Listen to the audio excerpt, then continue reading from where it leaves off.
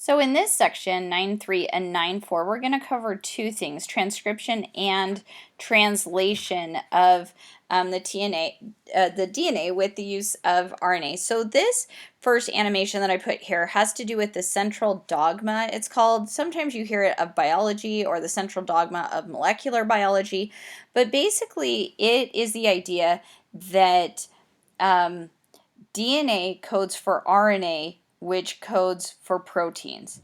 So when transcription happens, the cell is creating an RNA copy of a DNA message. So your genetic information is going from a DNA format to an RNA format. So it's really changing formats altogether. So the first function of DNA is replication, and the second function of DNA is to build proteins. To do this, DNA needs to copy the gene into what's called mRNA, or the messenger RNA. Something that I think that we didn't talk about enough in the last section was how one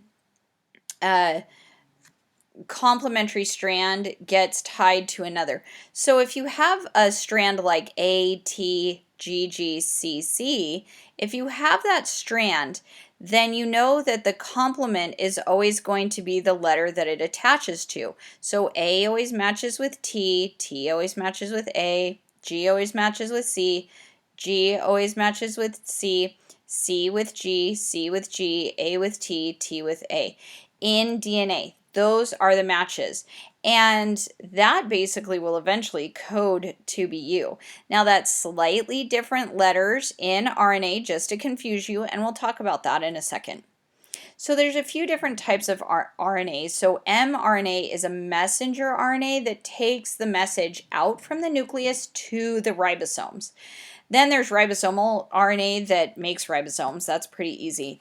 And then the other one that's going to be really important for this, the messenger RNA is really important for this. The transfer RNA is also really important for this. It transfers the amino acids and basically blocks them out to make proteins. So that's going to be pretty important.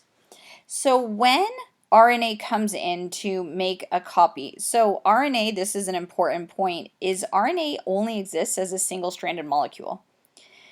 So when transcription is occurring, the DNA double helix will unwind partially in a region for the mRNA to come in and synthesize.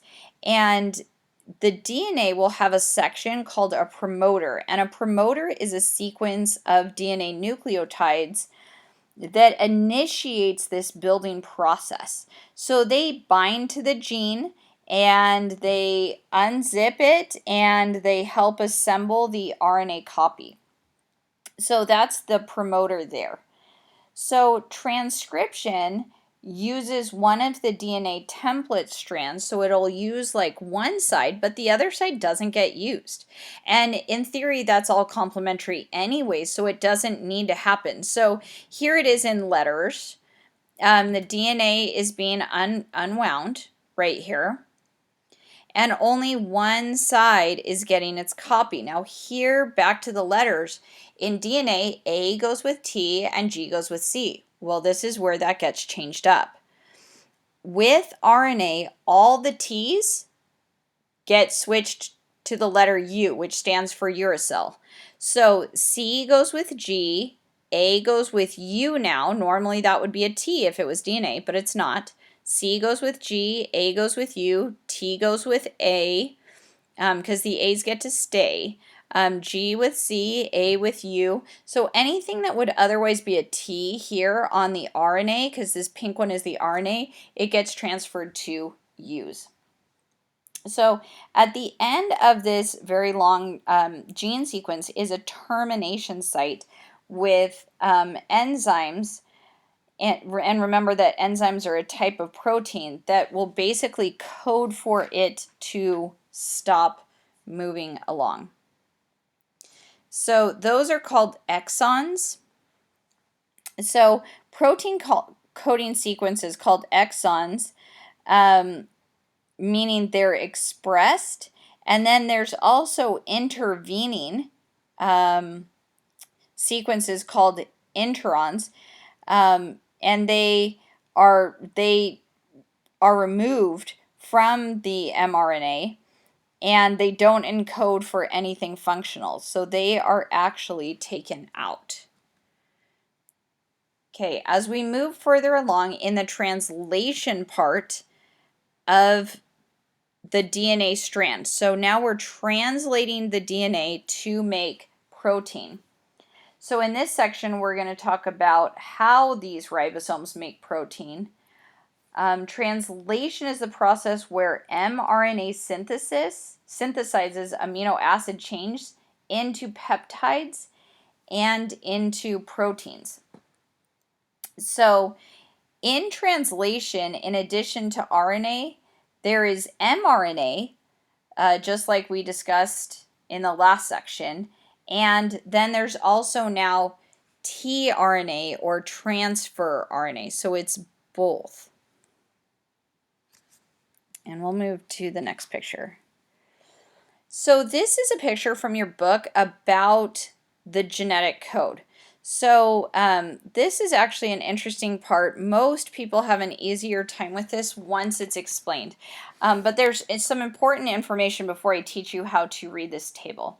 So the cell process of transcription makes mRNA, which is a mobile molecular copy. It's basically just a copy of the genes. And then translation of the mRNA template converts nucleotide-based genetic information into a protein product.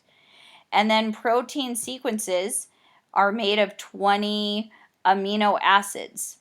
And each amino acid is defined by a 3 nucleotide sequence called a triplet codon. So there's 64 codons in the genetic code, and each codon is made of 3 nucleotides. So here's how you would read a codon chart. So I picked another picture here. So if you had a code, for example, of CCC, and you had that 3-letter nucleotide of CCC, how would you look up what that codes for? I'm going to show you there. So if I'm looking up CCC, that 3-letter code, this is how you do it on a codon chart. The first letter, it always says first letter here. You'll go and you go to C. So it's somewhere in these boxes here is the answer, okay? Then the second letter is up here. So now you come down to the letter C here. So you have a C here and a C here. So it's somewhere in here. Now you've probably already latched on that the CCC is right there. But the last letter, the last C, you would look at, okay, we're in this little section here and here. So where this box is where we're at, we're going to go to the last letter C, and then that brings us to a CCC. So it coded for proline, or it's listed as pro here, but proline. So say you have one that's like CUA, CUA. Well, I'm going to do the first letter here, C. Now I'm going to go over to U, which is right here. And now I'm going to go over to the third letter, which is A, CUA. And it coded for leucine. So you can look at like AGU. Where would AGU go up to this A,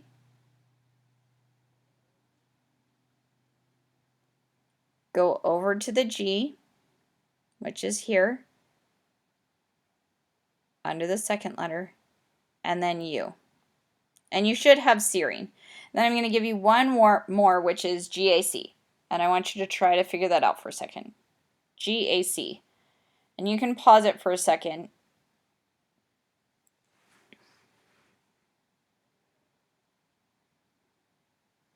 And that was asparagine right here, GAC. So that's how you read codon charts. So if a protein contains 50 amino acids, how many nucleotides are there? Well, 50 plus 50 plus 50 is 150.